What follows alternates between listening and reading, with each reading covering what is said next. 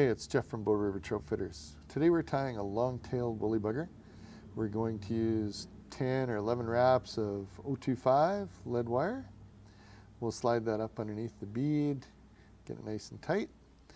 Use 6/0 thread. Today we're using a red thread, give it a nice hot spot collar when we're done the fly. We'll just secure the bottom of the lead and then we'll wrap back to the bend of the hook.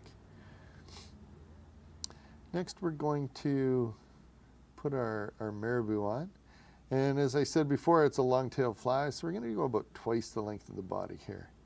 I'm going to start at the side close to me, just bring it up the side, just to the bottom of the wire.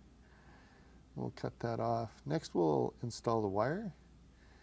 And we're using a red wire here. This is preference, but a red wire, kind of size small or brassy. And we'll fold the wire over to make sure that it doesn't pull out, and then we'll wrap back. Next we'll put in some flash.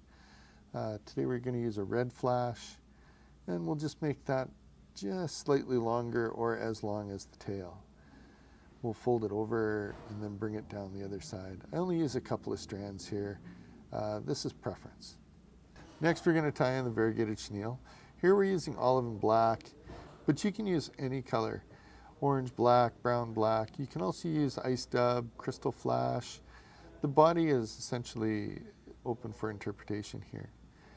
We'll tie in the second marabou tail, making sure to keep the ends same length, and we're only going to tie up to the bottom of the lead as we did on the first one.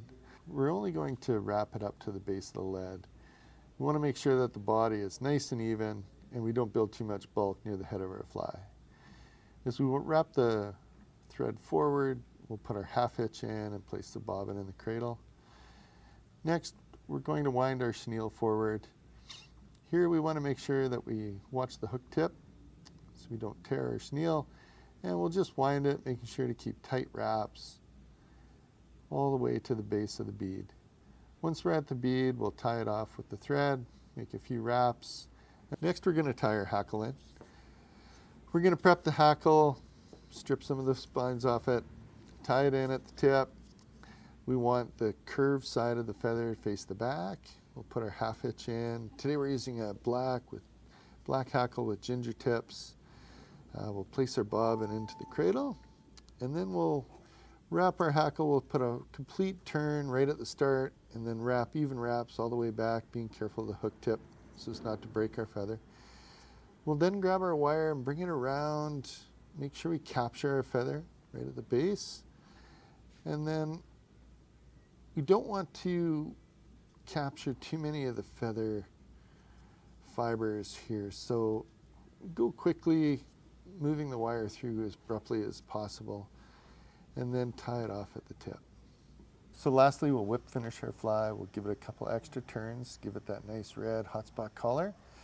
This fly fishes great under an indicator, as a streamer, as a dropper, long tail, really fishes well. Get all these materials at bowrivertroutfitters.com.